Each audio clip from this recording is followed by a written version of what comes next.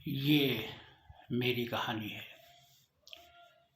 मैं का मतलब वे तमाम लोग जो जीविका के लिए अपना गांव, अपना पहाड़ छोड़कर शहरों में आ गए और वहीं के होके रह गए। आज मैं पूरे 30 साल के बाद अपने गांव लौटा हूँ। गांव क्या लौटा हूँ, पूरा परिवार मेरे साथ है। मेरे बेटे हैं, पत्नी है, बहू है, नातिन है।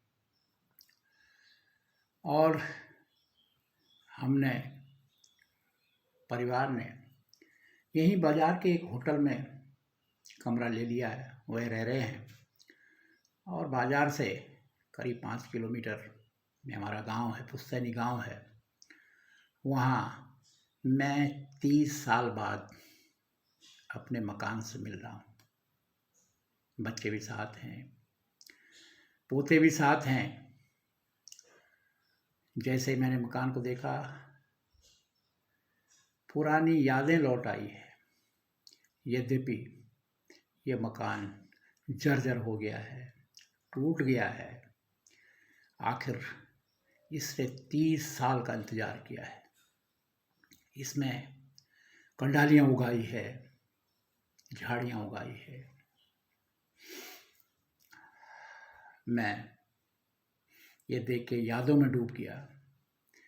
आज भी करीब 50 साल पहले का वो ज़माना मेरी आंखों के सामने आ गया, जब 6 भाई बहन इसमें कूदते थे, फांदते थे। सब मेरे सामने एक फिल्म की तरह आ गया है।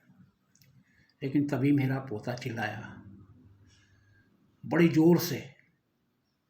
उसने कंडाली की डाली पकड़ ली थी, उसे क्या पता कि कंडाली क्या होती है, और वो चीखने लगा।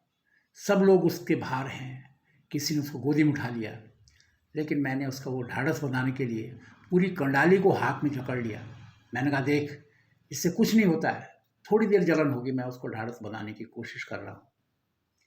लेकिन कंडाली का दर्द वो जानता है जो पहाड़ में रह चुका है, जिसने कंडाली सब्जियों के लिए तोड़ी है। वो समझ सकता है कि इसका दर्द क्या होता है।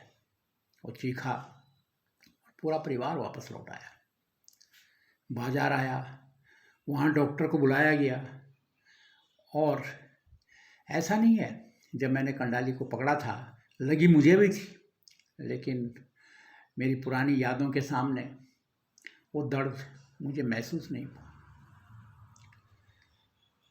नाती के लिए उसके हाथों पे फफोले उठ गए हैं, जैसे कंडाली में होता, कंडाली के होते हैं। लेकिन वो दिल्ली का बच्चा है, एसी में रहा है, उसे क्या मालूम वो कितना झेलता। वो सिर्फ चीख रहा है, चिल्ला रहा है। पूरा परिवार परेशान है। डॉक्टर बुलाया गया, डॉक्टर ने दवा दी, और सब लोग बहुत परेशान हैं, सिर्फ इसलिए कि उसके नाती की कंडाली लग गई है।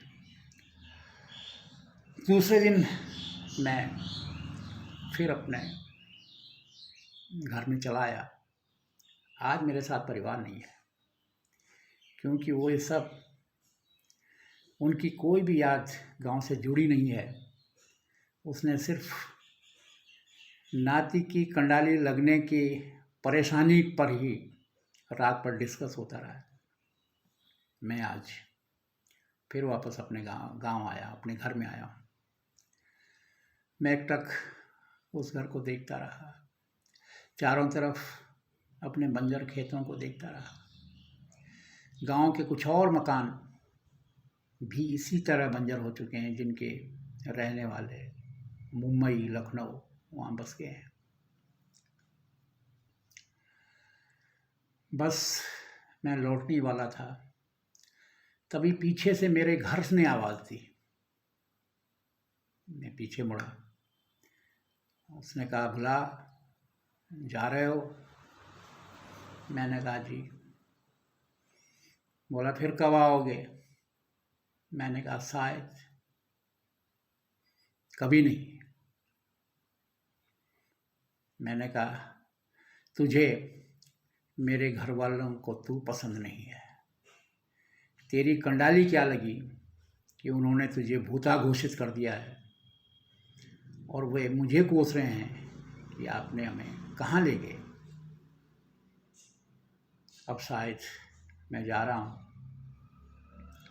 लेकिन हाँ, एक बात ज़रूर है कि मैं मरने के बाद तेरे पास ज़रूर आऊँगा। फिर दोनों फुर्सत में गप्पे मारेंगे। ये कंडाली है ना, इस कंडाली की फिर सब्जी खाएंगे बना के। उसकी फिर मेरे घर ने, जीर्ण शीर्ण घर ने आवाज़ दी कि बुला, शायद जब की बात तुम कर रहे हो, तेरे लौटने तक मैं यहाँ नहीं रहूँगा। मैंने कहा ऐसी क्या बात हो गई है? अभी तो आपने 30 साल बिताए हैं, अभी आप 30 साल और रहेंगे, तब तक आपके पत्थर लकड़ी सलामत रहेंगी, भले इसमें कंडाली उग जाए। उसने कहा नहीं बोला, अब दूसरी बात है, अभी मेरे पड़ोस में जो आप मेरी तरह और घर देख रहे हैं, वो दिल्ली का एक लाला खरीद चुका है और शायद अब वो आपके बेटे से भी मुझे खरीद लेंगे। और सुना है कि यहाँ बड़े रिजॉर्ट बनेंगे, यहाँ शराब खाने खुलेंगे, शहर के लोग मस्ती करने आएंगे और तब आपके बच्चे पैसे दे के भी यहाँ नहीं आ पाएंगे, क्योंकि तब हमारी जगह जो रिजॉर्ट बनेगा उसके रेट इतने महंगे होंगे कि आप जैसे लोग उसको अफोर्ड नहीं कर पाएंगे। मैं सुन के बहुत परेशान हो उठा। मैं पीछे देखे बिना पगडंडी में सीधा लौट आया। अब हम दिल्ली लौट आए हैं,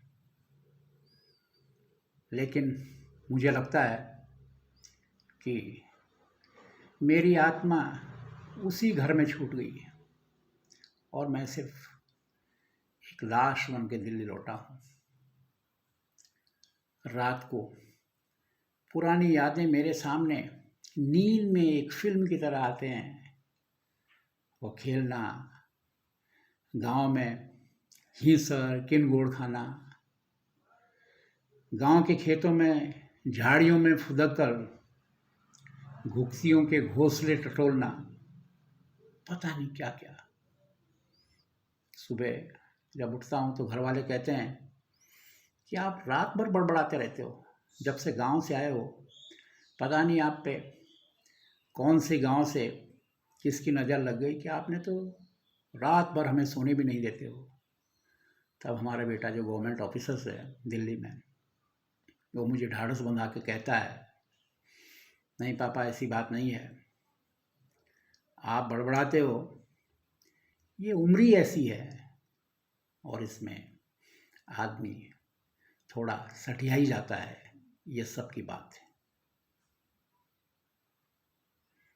ये थी मेरी और शायद उन हज़ारों लोगों की कहानी जो अपनी जड़ों से कट चुके हैं और उनका घर और खेत इंतज़ार करते करते थक गए हैं और उनकी जगह अब बाहर के पैसे वालों के रिजॉर्ट बनने शुरू हो गए हैं, बागवानी के बाग लगने शुरू हो गए हैं और हम अभी भी दिल्ली और बॉम्बे की ओर नौकरियों के लिए कूच कर रहे हैं।